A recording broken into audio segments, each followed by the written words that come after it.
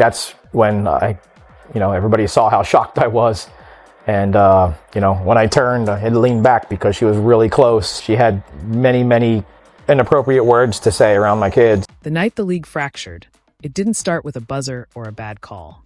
It started with a phone that never rang. By morning, the title was everywhere. Caitlin Clark erased from Team USA. The phone call that split the WNBA. And the silence behind it screamed louder than any arena ever could. Caitlin Clark was alone when she found out. No warning. No explanation. Just a leak. A roster drop. A screenshot tearing across social media before the official announcement could even finish uploading.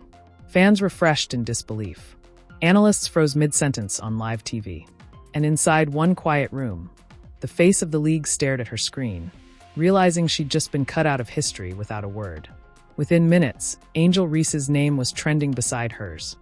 Not because of something she said, but because of what people assumed. Paige Bucher's silence became a headline. Kelsey Mitchell's vague emoji was dissected like a crime scene. Aaliyah Boston stopped answering calls. And above all of it, Kathy Engelbert's office went dark, as if the league itself had decided to hide. This wasn't just about basketball anymore. This was about power, about politics, about who gets protected and who gets sacrificed when money, branding, and ego collide.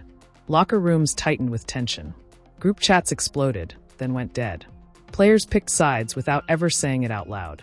Fans turned into prosecutors. Commentators sharpened knives. Every smile on camera felt forced. Every press answer sounded rehearsed. And then, buried under the outrage, one detail surfaced. A private conversation that was never meant to leave the room.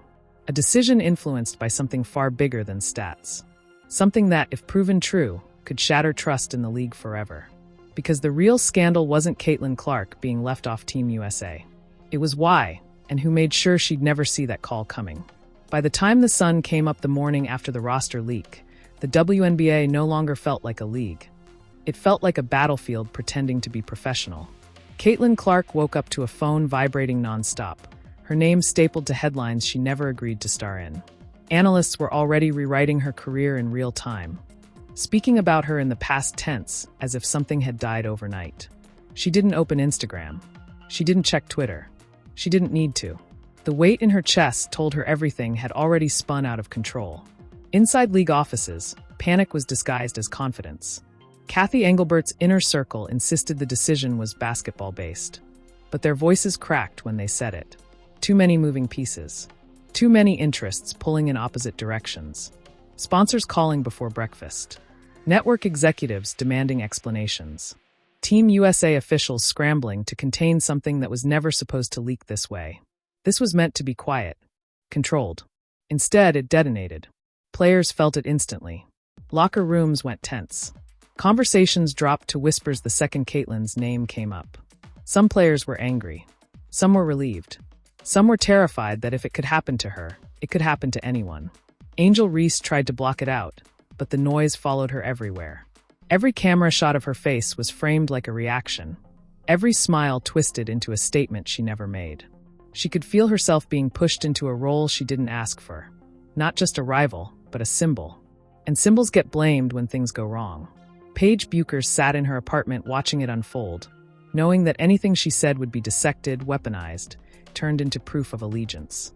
Silence felt safer, but silence came with its own accusations. Kelsey Mitchell stopped answering calls from reporters after one question too many hinted that Caitlin's style might be the problem. Aaliyah Boston felt the pressure from both sides, loyalty versus survival, and hated that the league had put them all in this position. Meanwhile, the fans turned brutal. Clips were pulled from years ago and re-uploaded with new captions. Old interviews were chopped up to make Caitlin sound arrogant, entitled, "Too big for the league." Comment sections became trial courts. One side screamed corruption. The other side cheered the decision like it was justice finally being served. No one talked about basketball anymore. This was about power now. About who was allowed to shine without punishment. Behind the scenes, the real damage was unfolding quietly. A Team USA staffer leaked to a friend that the vote hadn't been unanimous. That there had been arguments so heated one official walked out of the room. That Caitlin's name had been circled, erased, rewritten on a whiteboard like a liability calculation. "She's a lightning rod," someone allegedly said. And lightning attracts lawsuits. That sentence alone sent chills through people who heard it. Because lawsuits weren't hypothetical anymore. Caitlyn's camp noticed the shift immediately. Endorsement conversations paused. A commercial shoot was rescheduled indefinitely. One sponsor asked delicately whether this situation might blow over. Blow over. As if her career was a storm system they could wait out. Caitlyn finally broke her silence, not publicly but privately. She called someone she trusted, her voice steady but cold, and asked one question. Did I do something wrong? The answer was complicated. Too complicated to say out loud. Because what she'd done wrong, if anything, was becoming unavoidable. She had become too big without asking permission. Too influential. Too uncontrollable. And that scared people. A former player turned analyst tried to defend her on air, hinting that the selection process wasn't as clean as advertised. The segment was cut short. Another commentator backed off mid-sentence after a producer spoke in their ear. Messages were being sent. Lines were being drawn. This was no longer about protecting the league's image. It was about preventing a fracture that could split everything wide open. Then the screenshot appeared. No watermark. No context. Just a blurry image of a text thread allegedly sent the night before the roster announcement. One line jumped out, burning through every feed it touched. We can't let her define this team. Not now. No name attached. No confirmation. Just enough ambiguity to cause chaos. Fans went feral. Players started texting each other, asking if it was real. League officials denied it within minutes. Too quickly, some noticed. Caitlyn saw it late that night, staring at the screen until it blurred, realizing this wasn't an accident. This wasn't a mistake. This was a decision made with intent. And if that text was real, it meant someone powerful had decided that Caitlyn Clark wasn't just expendable. She was a threat. As the night closed in, one more detail surfaced. A report that the selection committee meeting had been recorded for internal review. A recording no one outside the room was ever supposed to hear. A recording that, if leaked, could expose everything. And somewhere in the league, someone was already deciding whether keeping that recording hidden was worth the cost of what might happen if it wasn't. The tension didn't cool after the screenshot. It metastasized. What had been whispers became strategies, and what had been outrage hardened into fear. Inside the league, people stopped asking if this would explode and started asking when. Caitlyn Clark went back to practice, but every drill felt like surveillance. Every missed shot was magnified. Every made one felt dangerous, like proof she still held power she wasn't supposed to have. Coaches praised her effort while avoiding her eyes. Teammates offered support in fragments, the kind that comes with an expiration date. Angel Reese felt the pressure clamp tighter. Her locker became a magnet for reporters fishing for a quote that would ignite another fire. She gave them nothing. Still, the narratives wrote themselves. Screenshots of her old tweets resurfaced with sinister captions. Edits stitched her highlights against Caitlyn's misses, like the league had turned into a courtroom and fans were selecting evidence. Angel hated it, not because it hurt her brand, but because she could feel how easily the league could pivot and make her the next example if it needed one. Paige Buchers tried to breathe through the noise, but the silence she maintained was interpreted as alignment by some and betrayal by others. She received a call from a former Team USA assistant who spoke in riddles, warning her to stay flexible. Flexible meant obedient. Flexible meant don't ask questions. Paige hung up and stared at the wall, realizing flexibility had become the currency of survival. The recording became the center of gravity. Everyone knew it existed now. No one admitted it out loud, but the rumor had a shape. A full committee meeting captured on audio, tempers flaring, names dropped, motives exposed. A source claimed it had been stored on a secure server, accessible to only 3 people. Another source said there was a backup. A third said someone had already copied it. Each version made the league look worse than the last.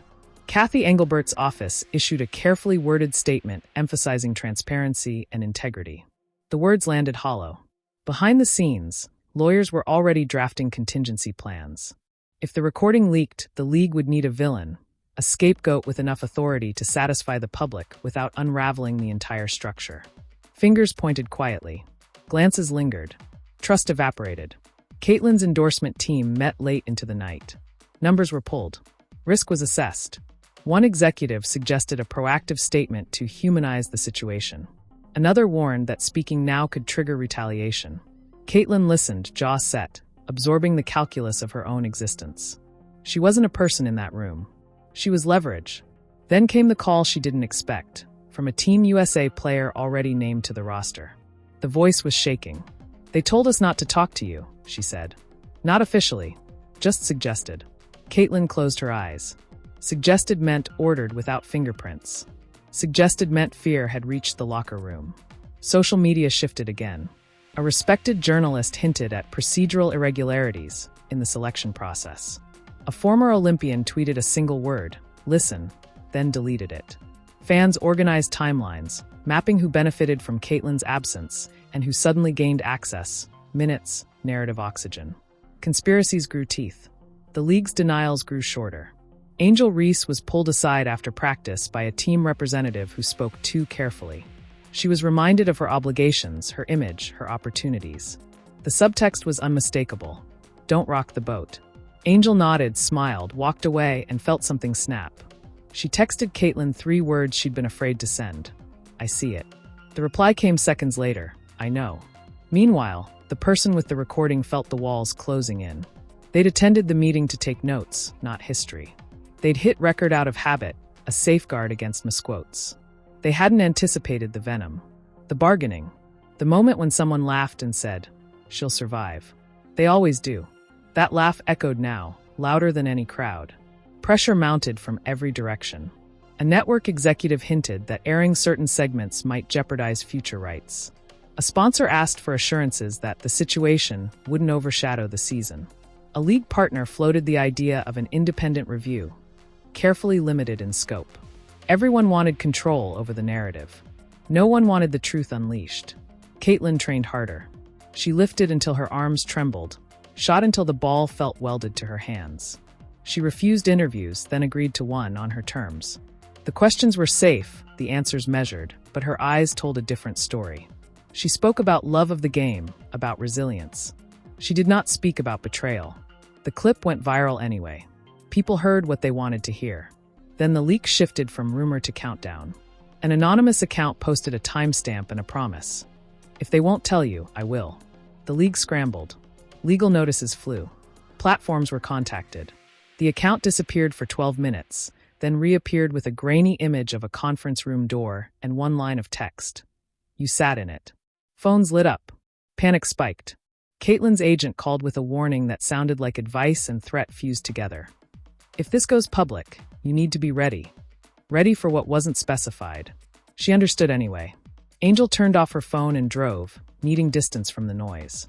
Paige sat with her family, saying nothing, waiting for the other shoe. Kathy Engelbert convened an emergency call and reminded everyone of protocols, of loyalty, of the damage that could be done by irresponsible releases. The word irresponsible hung heavy. At 11:47 p.m., a link circulated in private group chats. Not the full recording. 30 seconds. Voices raised. A chair scraping back. And then the sentence, clear as glass. "We can't let her define this team." No denials came this time. Only silence. And as the clip raced toward the public timeline, one question eclipsed everything else. Who else was about to be named when the rest of the recording finally dropped? The 30-second clip didn't just leak. It detonated. Within minutes, it was ripped, reposted, subtitled, slowed down, enhanced, and dissected like forensic evidence. The voices were familiar enough to terrify people, but distorted enough to protect the guilty. That was the cruel genius of it. Everyone knew what they were hearing. No one could officially say who said it. And that uncertainty cracked the league straight down the middle. Caitlin Clark watched the clip alone, sitting on the edge of her bed, the sound low, her hands clenched so tight her knuckles went white. She replayed it 3 times. Not because she needed clarity, but because she needed confirmation that she wasn't imagining it. That the cold feeling she'd carried for weeks had a voice now. Proof. Someone somewhere had decided she was a problem to be managed, not a player to be celebrated. Her phone buzzed relentlessly. Former teammates. Current teammates. People who hadn't spoken to her in years. Some messages were apologetic. Some were cautious. A few were terrifying in how carefully they avoided taking sides. And then there were the ones that mattered most, short, furious texts from players who felt the ground shift beneath their own feet. Because if Caitlin Clark could be erased this cleanly, what chance did anyone else have? Angel Reese woke up to chaos. Her name was trending again, tied to theories she never endorsed. One post claimed she'd benefited from Caitlyn's exclusion. Another accused her of being silent because she was in on it. Angel slammed her phone down, rage boiling. She recorded a video response, deleted it, recorded another, deleted that too. Every version felt like a trap. Speak, and you become the story. Stay quiet, and they decide the story for you. Paige Bucher's family group chat went silent. She received a call from a USA Basketball official she'd respected for years, who spoke with the nervous tone of someone trying to clean glass while the building burned. "This is getting out of hand," they said. Paige asked a simple question. Was it true? The pause on the other end lasted too long. When the answer finally came, it wasn't an answer at all. Inside league headquarters, everything stopped pretending. Emergency meetings overlapped. Lawyers talked over PR executives. Sponsors demanded timelines. Networks wanted exclusives. The clip had crossed a line from scandal into liability. And worse, it had emboldened whoever held the rest of the recording. Kathy Engelbert's name began to surface more aggressively. Not as an accusation, as a gravity point. Fans didn't need proof. They needed accountability. Hashtags mutated from support to fury. Release the tape surged past game highlights. The league's attempts to redirect attention collapsed under the weight of public obsession. Then another detail emerged, buried in a long investigative thread posted by a reporter with nothing left to lose. The selection committee meeting hadn't just discussed Caitlin Clark. It had discussed her influence, her ratings pull, her fan base, her ability to dominate narratives the league didn't fully control. One anonymous source was quoted saying, "We created a monster, and now we're scared of it." That sentence set everything on fire. Caitlin's agent requested a private meeting with league representatives. The response was delayed, then softened, then rerouted to legal counsel. That told Caitlin everything she needed to know. This wasn't about reconciliation. This was about containment. Angel Reese finally spoke, not directly about Caitlin, but about fear. About how power works when silence is rewarded. About how players are told to be grateful while being stripped of agency. She never said names. She didn't have to. The video exploded anyway. Some praised her courage. Others accused her of betrayal. Angel watched the comments scroll, realizing she'd crossed an invisible line, and there was no going back. Paige Buchers posted a single sentence. "Truth has a way of finding daylight." It stayed up for 11 minutes before disappearing. Screenshots lived forever. Meanwhile, the anonymous account went dark again. No posts. No countdowns. Just absence. That absence was worse than noise. Speculation ran wild. Some believed the leaker had been silenced. Others believed they were negotiating. A few believed something bigger was coming. Caitlin trained like someone running out of time. Every rep carried urgency. Every drill felt like defiance. She stopped asking whether she'd done something wrong and started asking who was afraid of what she represented. Her inner circle noticed the shift. She wasn't waiting to be included anymore. She was preparing for war. Then, late one night, an email landed in multiple journalists' inboxes at once. No subject line. No greeting. Just an attachment labeled audio_part 2.wave and a single sentence in the body. "This is what they didn't want you to hear." The file was longer than the first clip. Nearly 6 minutes. Long enough to destroy careers. Long enough to confirm motives. Long enough to name names. The league's legal team scrambled to issue takedown notices before anyone could hit play. Some platforms complied. Others didn't move fast enough. A handful of reporters listened before the links died. Their reactions were immediate. Severe. Terrified. Because the recording didn't just implicate selectors. It implicated the system. And as dawn approached, one thing became clear to everyone watching the WNBA from the inside and the outside alike. When that full audio went public, there would be no neutral ground left. Only sides. And someone was about to be pushed off the edge. This is the moment where silence decides everything. Because scandals like this don't disappear. They're buried, rewritten, or exposed depending on who's watching and who refuses to look away. The league is counting on attention to drift, on fans to move on to the next highlight, the next argument, the next distraction. That's how power survives. That's how truth gets diluted into controversy instead of accountability. If you're still here, it's because you felt it too. The unease, the anger, the sense that something fundamental cracked open and never fully closed. This isn't just about one roster spot or one player. It's about who controls narratives, who gets protected, and who gets sacrificed when influence becomes inconvenient. It's about what happens when the people on the court generate the value, but the people behind closed doors decide who's allowed to matter. So don't let this fade quietly. Talk about it. Share it. Question every official statement that arrives polished and late. Pay attention to who speaks and who suddenly goes missing. Watch which stories get amplified and which ones are smothered. Because the next decision, the next omission, the next basketball-based explanation will be easier if this one goes unchallenged. If you believe players deserve transparency instead of politics, say it. If you believe silence is being rewarded while courage is punished, call it out.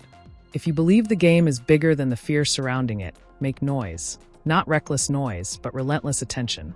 That's the one thing institutions can't control. And if you want the rest of this story, the names, the fallout, the moment where someone finally blinks, stay locked in. Subscribe. Turn on notifications. Stay connected. Because what happens next won't be announced in a press release. It'll leak. It'll fracture. It'll arrive without warning. And when it does, the only question left will be whether enough people were watching to make it impossible to bury. This isn't over. It's just choosing who's brave enough to keep listening.